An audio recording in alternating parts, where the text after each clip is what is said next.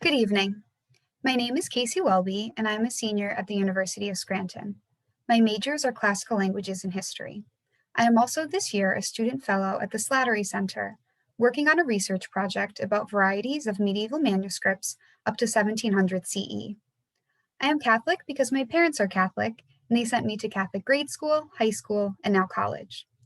Throughout the course of my education, I've come to understand that although the Church, as an institution, is run by human beings who have faults, the teachings of the Bible and Jesus have always found themselves to me through the Church. Since attending the University of Scranton, my faith has continued to grow in many ways through retreats, lecturing at Mass, and the community spirit of my fellow students.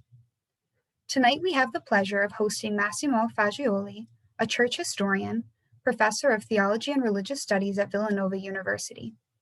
Professor Faggioli's articles in America Magazine, Commonweal, and others over the past decade have implicitly urged us as Catholics to aspire to unity, service, and solidarity. His most recent book, Joe Biden and Catholicism in the United States, provides a timely historical examination of the election of our nation's second Catholic president at a time of great polarization, both in our country and our church. Father Scott Pilarz is best known as our university's president, a Jesuit, and teacher to many of whom are in attendance tonight. But he has two particular credentials that make him an adept moderator for an event with Professor Faggioli. He is first and foremost a Jersey Shore Catholic in all its richness, and secondarily, he is a Catholic with deep ties to his Polish roots. Therese Ratliff is the publisher of 23rd Publication and serves as Vice President of Association of Catholic Publishers Board of Directors 2020 to 2023. In publishing Professor Faggioli's book, Therese Ratliff is the publisher at Bayard in the US and also serves as Vice President of the Association of Catholic Publishers Board of Directors. She says that publishing Professor Faggioli's book has proven to her that book ideas can come from just about anywhere, even a random late-night Facebook scroll. David Zurich is a professor and chair of history at the University of Scranton. His current research project explores the impact of anti-Catholic sentiment on the politics of the United States in the 18th and 19th centuries.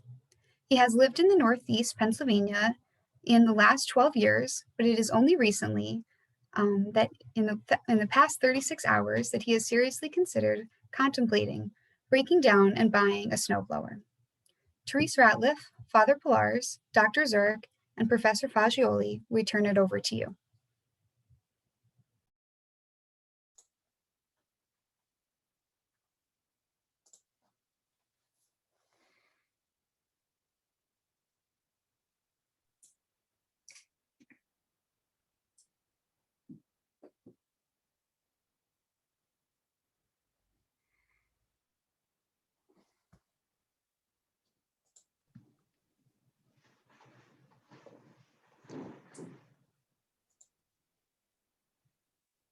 Maybe we'll go ahead and get started while we wait for Father Pilarz to come on the screen here. Massimo, I want to start this evening maybe by asking you, you're here, oh, here's Father Pilarz. Let Father Pilarz maybe ask the first question and we can go from there.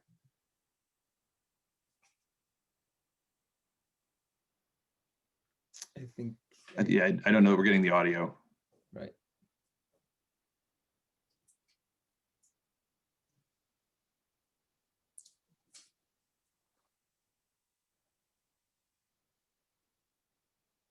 Okay. There we go. One. Okay, sorry for that delay. I just want to tell you all how grateful I am for you joining us tonight in the work that is uniquely the university's job to do. That is hosting civil discourse at a time of unusual divide in our country. At that point, let me turn this over to our guest speaker and ask him why this book and why now? So first of all, I want to thank you, the University of Scranton and Father Pilarz, all those who have worked at the preparation of this event. It's a great pleasure to be here. As I said earlier in the setup, my presence at the University of Scranton last fall was one of my last trips. And so, well, actually, it was fall 2019, so it's been a while. So I'm very happy to be back. So how did this book, the idea. So I came to this country in 2008, but I started to travel here to visit my future wife in Chicago in 2004, which was an election year. And as you know, maybe, I mean, every Italian has very clear ideas on American politics because it looks simple, but it's not. And so I had the fortune of studying American history at the University of Bologna with one of the most important teachers of that in Italy at the time. So my interest for America started early. And as a church historian interested in social political events, you cannot really understand the world without America. And so I always followed American politics and the church. And actually, my first course that I started teaching in the US as a faculty member in St. Paul, Minnesota, was a course on American Catholicism and politics in 2010. And so in these last 10 years, I had taught this course and updated it various times. And this last fall, I taught the newest edition of this course during the last few weeks of the campaign. And so I said to myself, well, it's an important moment because there's something very important that's going to happen. And surely the last 4 years under Donald Trump had been very, very important. And so in the 13th year of my life in the US, I started, sure enough, I mean, confident enough that I had something to say as a scholar, as an historian, and also as, if not a citizen of this country, because I'm not a citizen, certainly as a citizen of this church. And so that was a crazy endeavor because it was an idea that started late, but it was a very exciting moment to focus, I mean, reflections of the moment, but in light of studies of the previous years. And so here we are. I'm very grateful to all those who work on this, especially Bayard, especially Therese, because if the book has become what it is, it's also because of the idea of an American translation of a book that originally was conceived as an Italian product. Great. Second question, follow-up for you. You obviously got involved in this at incredibly fascinating time, a confusing time, and lots of groups have yet to sort out what was their role, if any, as a group in an election. Would you say there's a way of studying the last two elections through the prism of Catholicism and the church's social teaching? I think this is a very good question. So here, it's important to look at one event as an election from different points of view. And as a Catholic scholar, you have a predisposition to look at events from two different angles. One is the institutional one. So what happens within the institution, the presidency, the Congress, and so on. But there's also a more mystical element, which we can call social, cultural. And so this is something that I believe a Catholic scholar or Catholics in general have a better grasp because of what we know the church is. It's an institution, but there's also a mystical, sacramental element.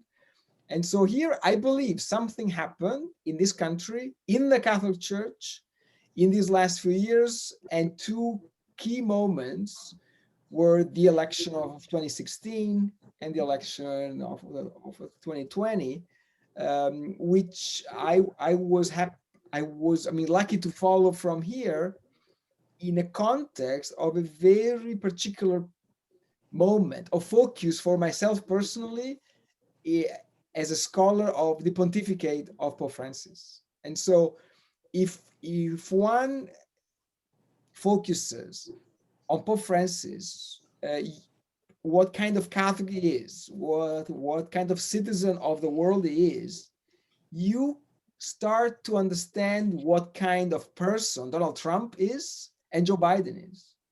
And so, and this goes beyond the very easy comparisons, but there's something deeper, background, culture, aspirations, and so on. And so I feel very lucky that I was here and that I was able to work at this moment. It really didn't feel like work. It was really it was something I felt I had to do.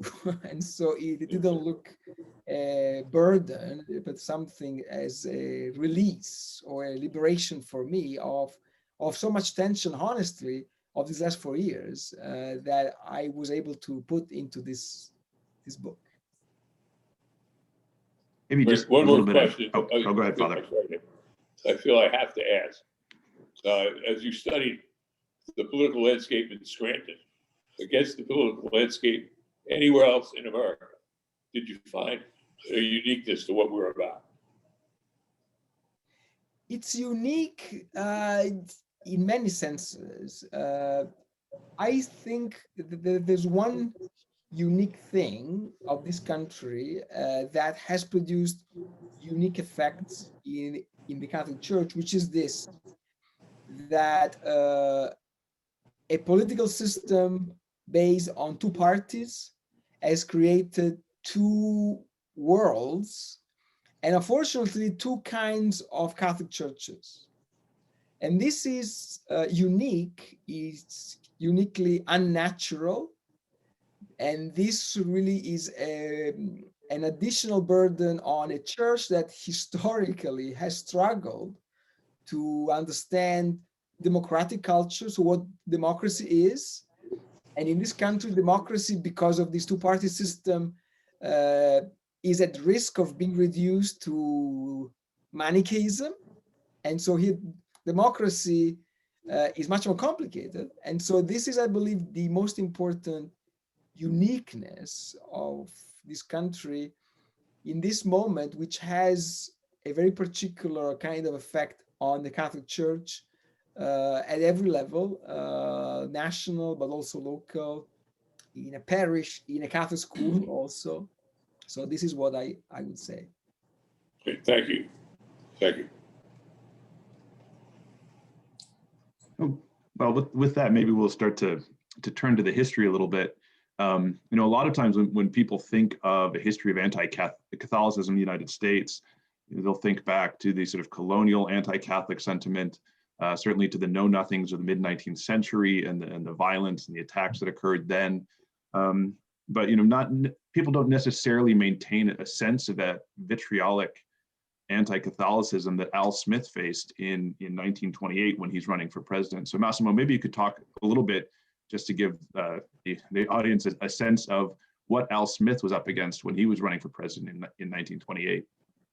So the story of Al Smith is interesting because it says how far we have come in this country, this church. So Al Smith, his campaign really suffered greatly from a coordinated anti-Catholic campaign, which was put forward largely by the KKK, but it was really part of a cultural moment in which Catholics were still, as John Courtney Murray put it many years later, under the finger of suspicion. And so here being Catholic was not like today being identified with a certain set of teachings on sexual morality and so on. But back then, it was identified with being disloyal citizens to your own country because your loyalty is with the Vatican. So it was identified with a very demeaning idea of immigrants. So here Catholicism was really a compact of many different assumptions. And what happens between the 1940s, 50s, and the 60s and today is a redefinition, a massive definition of those assumptions, of those stereotypes. So the Irish that are not really disciplined with alcohol and all that, being slaves on the payroll of the bishops and of the Vatican. So in 1928 was a shocking moment because we know that even when John Kennedy runs in 1960, many Democrats are afraid that the same thing is going to happen to him. And to some extent, I mean, something like that happens because there is a campaign that is secret but coordinated by Billy Graham to hurt Kennedy because of his Catholicism.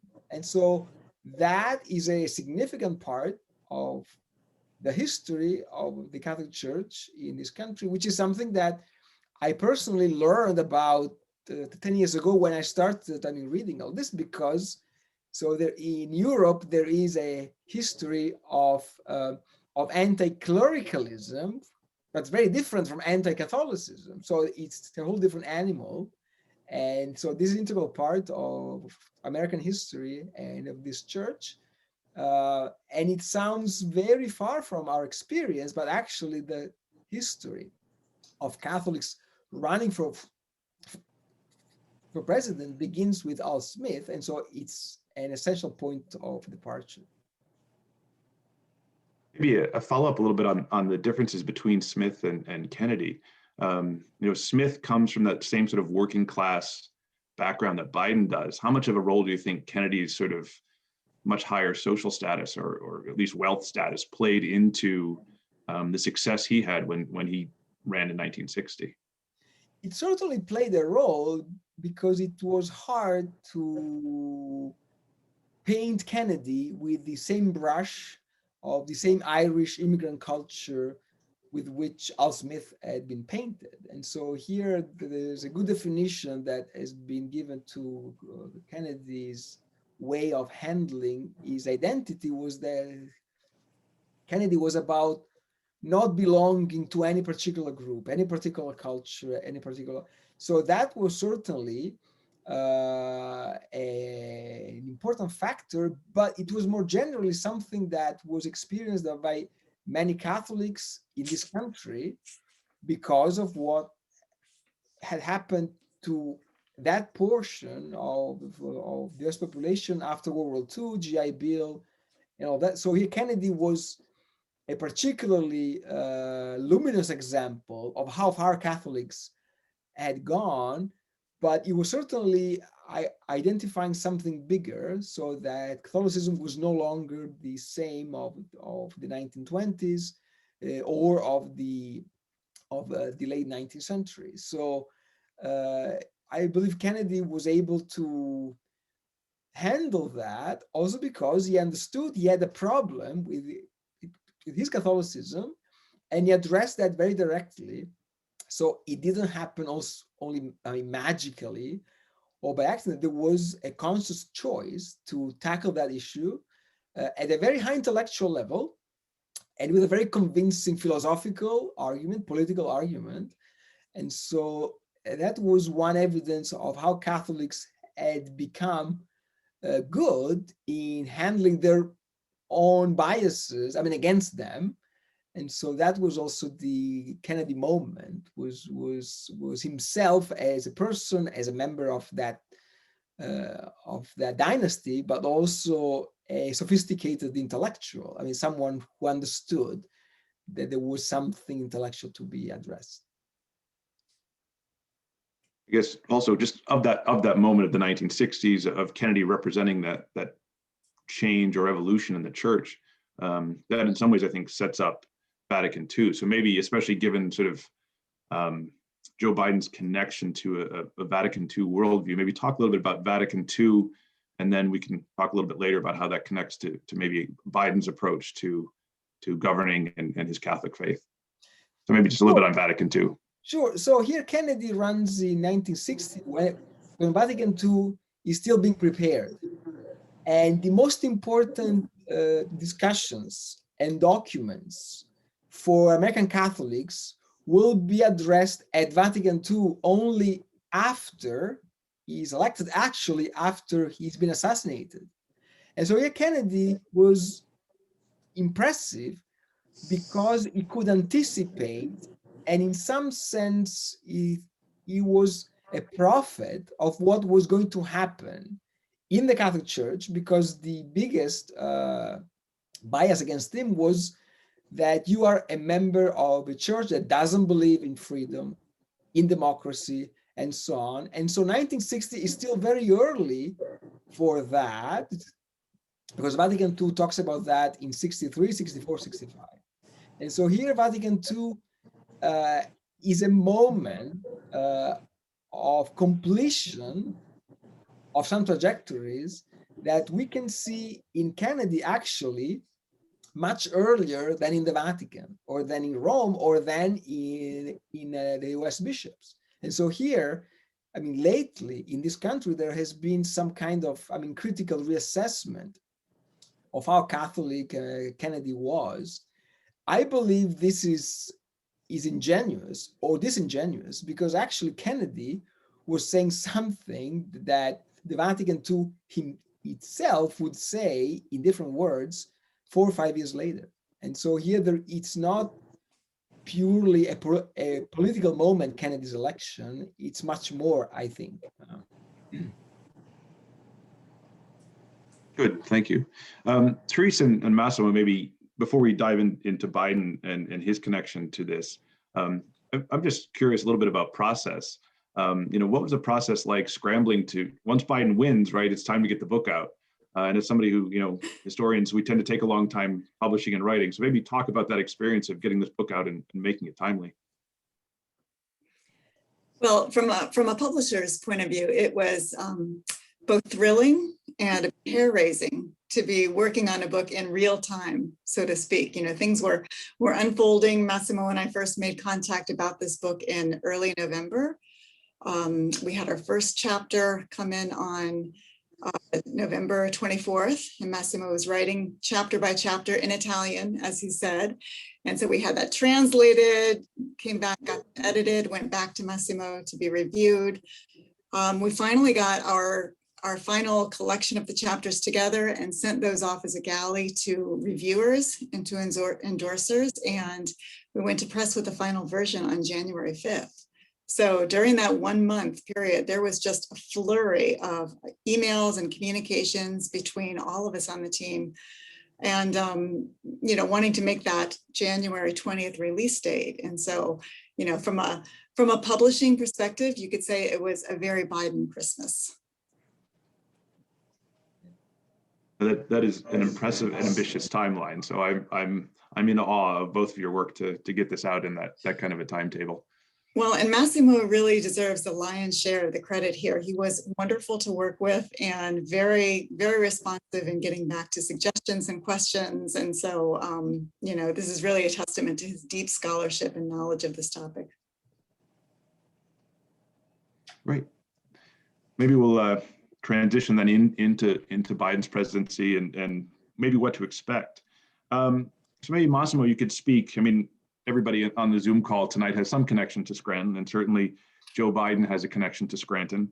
So maybe you can talk about how Joe Biden grows out of sort of the immigrant Catholic experience, the American Catholic Church, and what kind of an impact that has on who he becomes as a senator and now as president.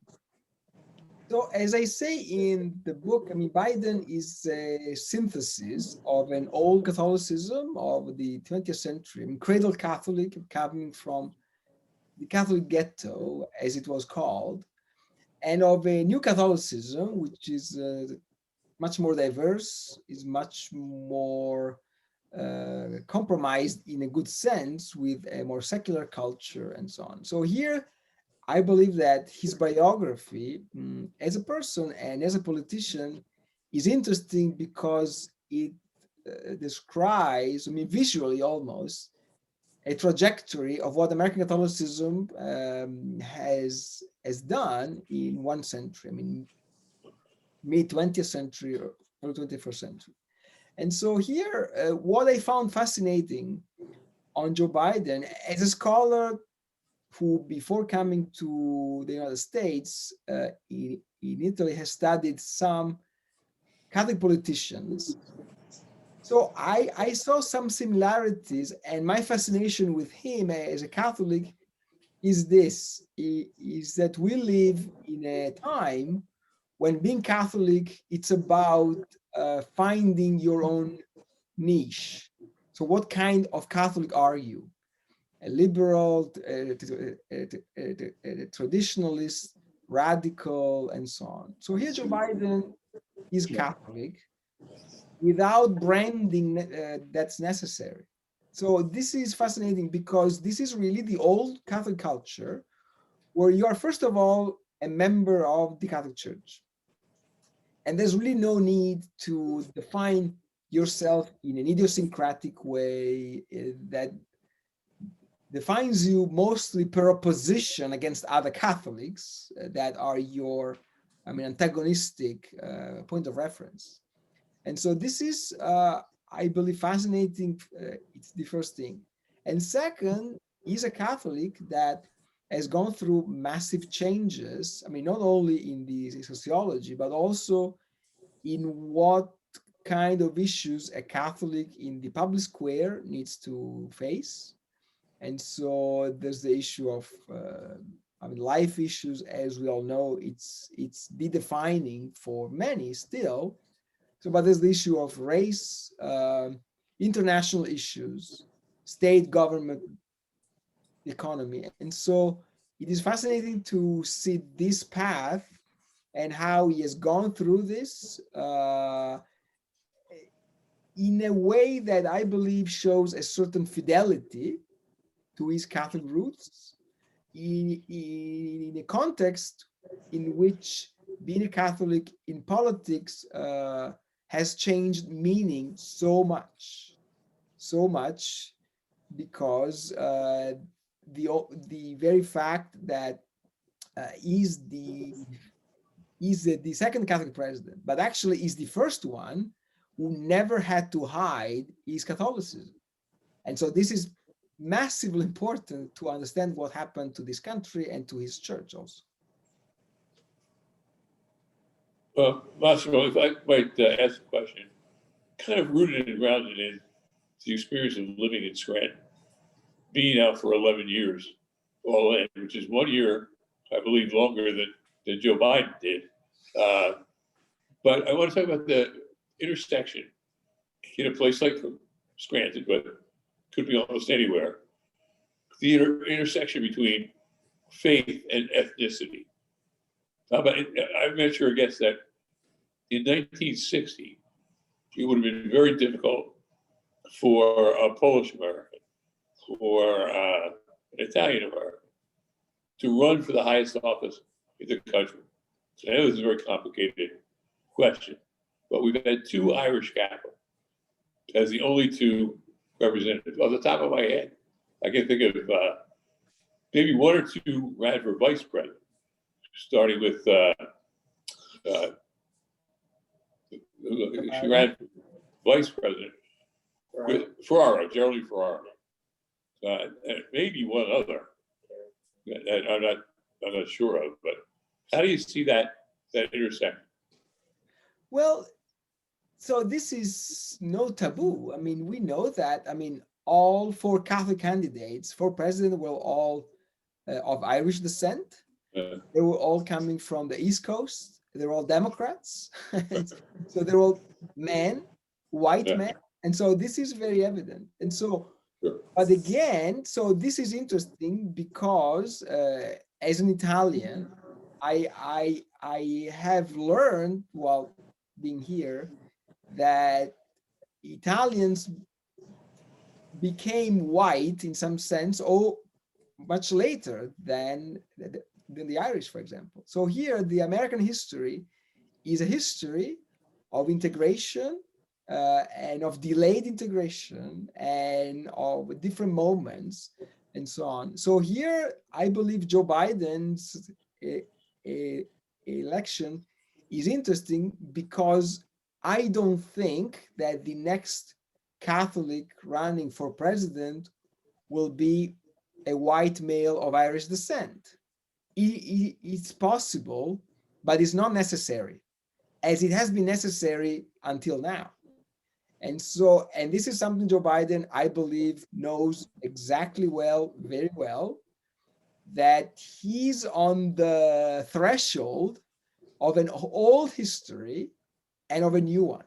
And so, so these mechanisms of integration and of acceptance of race and religion are incredibly important. And this is, again, something that I've learned in this country, because in Europe, this is, it is articulated in a very different way. And so, but this American experience tells a lot of something much bigger, I mean, much more global than race and religion. They have to be seen together. It's something you can understand much better from a North American point of view than from a European one. And so this is part of my debt. I mean, learning this history has made me a better citizen of this world and of this church also, because until you come to America, I believe there's some things that you can credibly claim to be blind to. When you live here, it becomes much harder to make a credible claim that I didn't see it, I didn't know it. And so this has been my blessing, honestly. Thanks. You bring up the issue of immigration, and you spend a lot of the book talking actually about the connection between Pope Francis and Joe Biden. So maybe talk about, just in a sort of short form here, what you see that connection and how you see the two influencing each other, working together, or pulling each other in different directions over the next 4 years. So I believe this is an interesting moment because there are many connections between Biden and Pope Francis that are unique, because we cannot really see the same similarity between, for example, Pope John and JFK. Pope John had almost twice the age of JFK, so very different generations and so on. So here there are similarities because they are of the same generation. They were elected almost when it was too late for them to be elected for anything. And so they have this, sense that we are here, but it's almost like a miracle. But on some issues, there are real convergences. So especially immigration, refugees. And so we know that the Biden administration has made a pledge to fix some of the most consequential decisions made by his predecessor. But also, I would say, and especially, I would say the most important even is the issue of the environment. So here, both Pope Francis and Joe Biden have called the climate crisis, environmental crisis, as the most urgent of our crises. And so this is clearly something that has risen to a different level of awareness in these last few years, also because of the work done by Catholics on this. And so more generally, there is this necessity that is shared both by the Vatican and by Joe Biden's administration to rediscover a multilateral approach to international issues, disarmament, and the Iran issue and so on. So here, there is, as I say in the book, especially in the short and mid-term, a wide range of issues on which the Catholic president and the Jesuit Pope, they can really work together, maybe not that openly, but certainly with a shared intent.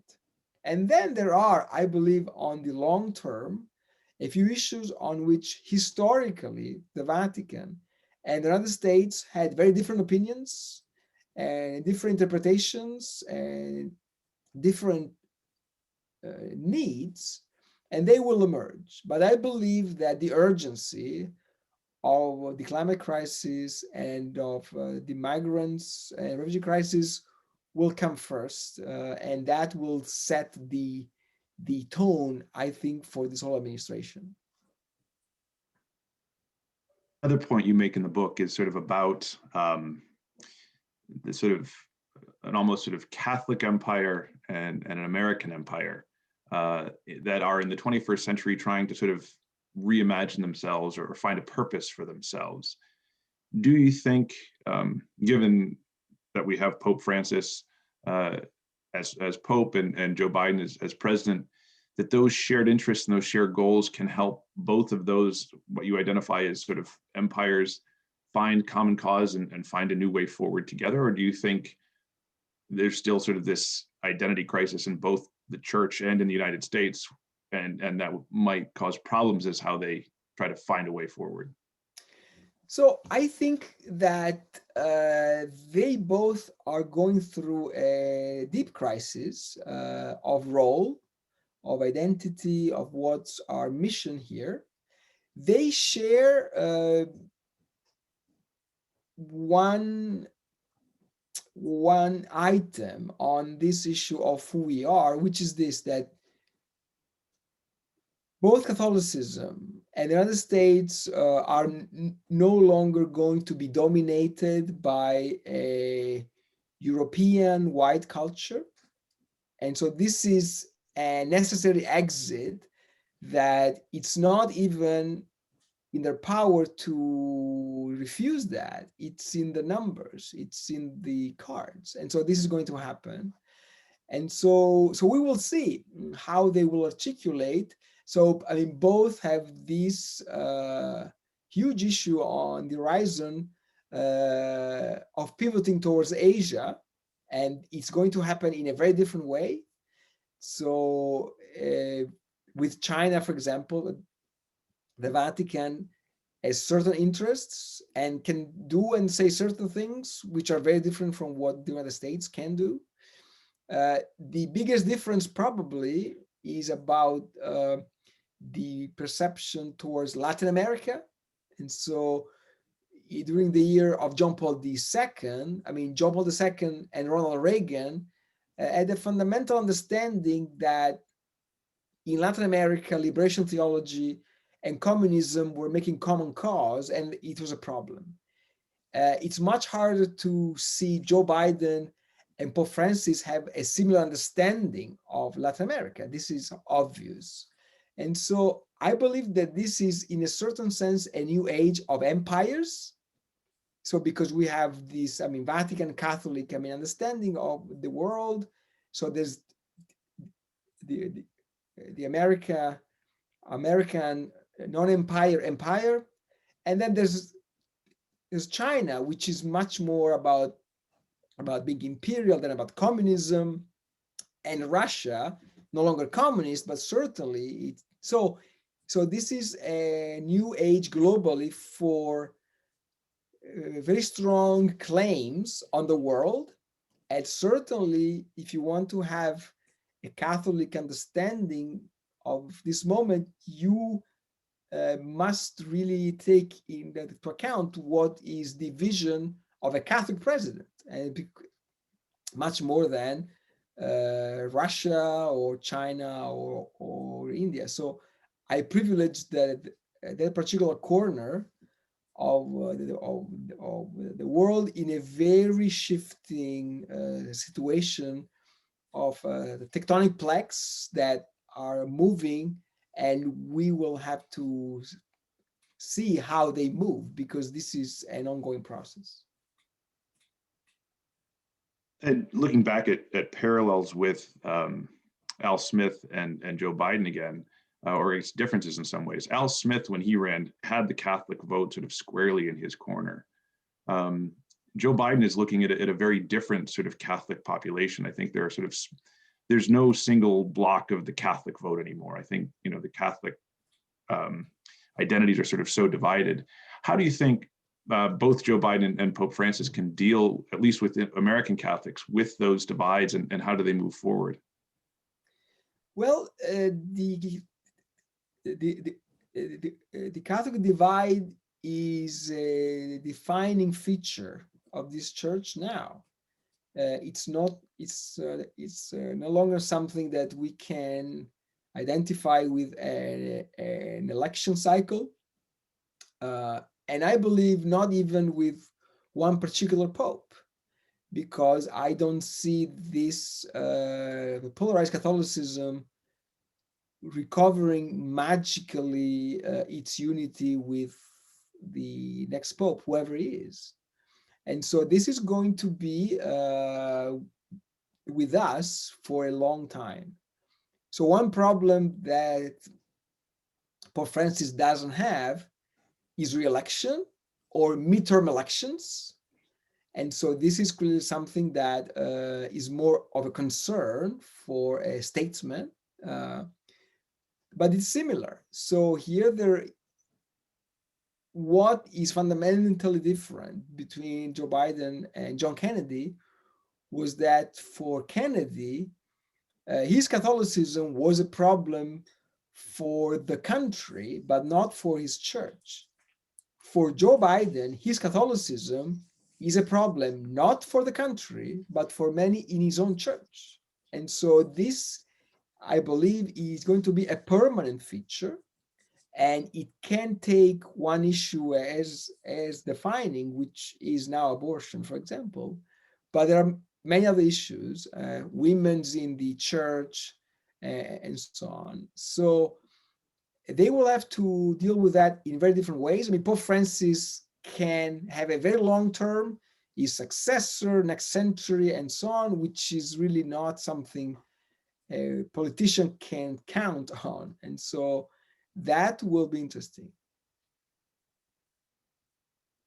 But I guess wrap up before we take some questions. But you wrote in an article tied into your last answer in America Magazine that the particular challenge for Catholics in the United States is to overcome the temptation to see everything as a competition between two camps, whether in politics or among Catholics. The election of Pope Francis is perhaps the signal that the future of Catholicism consists less of apocalypse and division and more of prophecy and unity.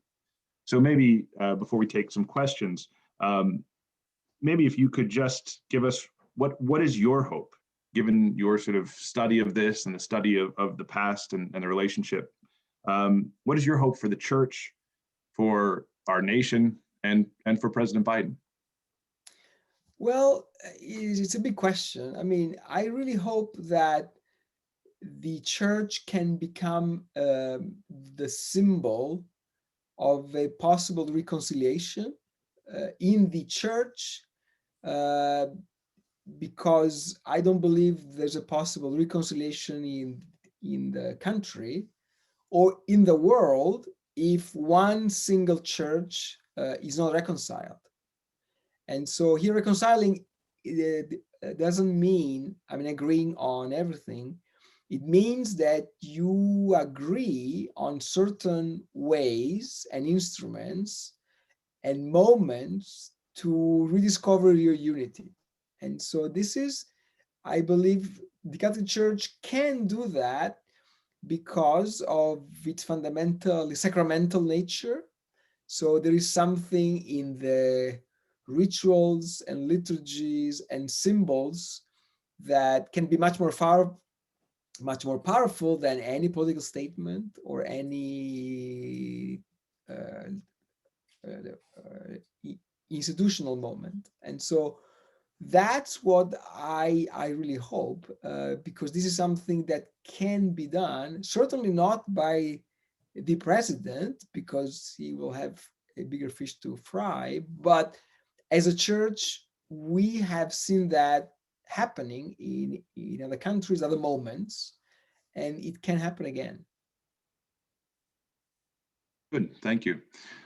We have some people behind the scenes sort of going through some of the questions. So the first question from the audience is, what about being Catholic is different from being an evangelical in the political decision-making process? So I don't know if what I'm saying is what this question is looking for, but so here being Catholic is the opposite of being sectarian. So here being Catholic means that you have a deep sense of the whole, of the unity, that everyone should be involved, that this is for everyone. So in making a decision in a Catholic spirit, whether you are nominally Catholic, I mean, as a formal member and so on, it should be about this is for everyone. And so this is what I believe it's important to understand Catholicism at a political level, because there's a Catholic spirit in doing things. So here, I'm happy that Joe Biden is a practicing Catholic, but I'm happier because I see that there is a Catholic spirit in his language about the nation and so on. And so this is, it is abandoning the presumption that you're always on the right side and that you're making decision for your right side. This is what I would say. Good, thank you. The next question from the audience is, how do you think in his conscience President Biden reconciles being pro-choice and being Catholic? So this is a very delicate question. So here, the first thing we should say is that Joe Biden has never challenged the teaching of the church on abortion. Is not a dissenting Catholic. This is certainly one question that should be asked because it's a serious matter. So here Joe Biden has always said, I'm personally against abortion, but I'm also conscious that it's impossible to impose on a multi-religious, multicultural nation the teaching of one church. Because if we look at every pronouncement of every church or religion on abortion, it is evident there is no consensus on the issue. So here we could say, well, there are other teachings on murder, for example, and so that's about natural law. It is not about religion. So, okay, but abortion is more complicated because it's about the body of women. And so this is a complicating factor. So here I believe this is a serious issue that is thinking about. I don't believe it is realistic or fair to expect that a Catholic would automatically legislate on the basis of the teaching of his or her church. And so we have seen that in the past, and that has not produced good fruits for the Catholic Church and for the cause itself. And so this is extremely delicate, and I don't want to underestimate that issue because it is the most important issue for many Catholics and non-Catholics. But I don't believe that we could liquidate that issue saying, well, is not considering those teachings or that he dismisses them. I believe there's another argument that is being made by him, And that can be criticized, but certainly not on the basis he doesn't care or he doesn't get it. I believe it's something else. Good, thank you. One point you bring up at the end of the book, and it just occurred to me as you were sort of giving that answer, you make this interesting point that maybe you could comment on briefly, that you talk about the ability to distinguish between secularism as an anti-religious identity from secularity, which you define as a healthy distinction from the spheres, between the spheres of the church and the state. So maybe if you could just talk about that a bit before we sort of wrap up. Sure. So here,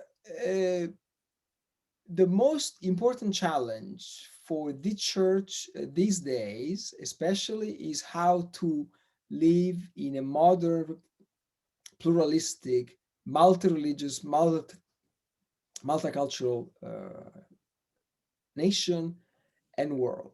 So it's undeniable that there are forces, movements that would radically marginalize religion from public life. But I believe it would be a tragic mistake for the church to identify pluralism with secularism. So secularism is something that I believe is blind to the importance of religious worldviews for many people. I don't believe one can deny that for the church, it is different to live in a pluralistic world, and that's different from what it was in the Middle Ages or even in the 1950s. So here we should, as a church, in this country especially, develop a distinction between what can be criticized as those who want to marginalize the voice of the faithful on public issues, immigration, environment, and so on. At the same time, we cannot paint with the same brush of secularism the emergence of a world that is more plural than it used to be.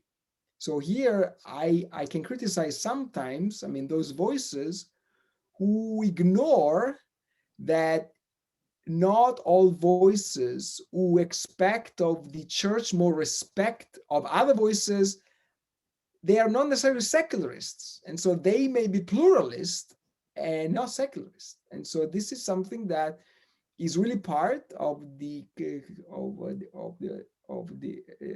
contentious moment about Joe Biden's presidency, because a few Catholics expect of him to be anti-secularist. And I don't think it is imaginable, because secularism is one of the cultures of this country. So there has to be a new framework to interact as Catholics with a very complex landscape, culturally, socially, and also politically.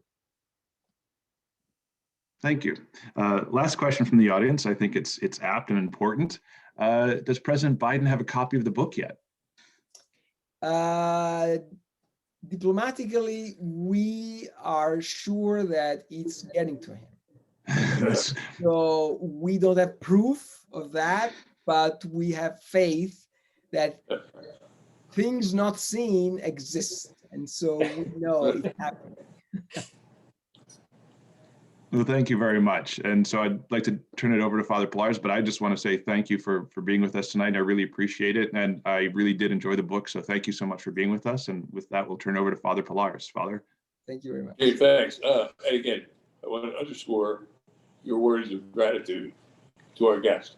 This has been a great night for everyone on the call, a great night for Scranton. And I wish this kind of conversation, were more often, more frequent. I think we all learned a lot tonight. And we thank God for that and for the gifts that you pour out on all of us. So in that sense, good night. Pray for the church and pray for those around us.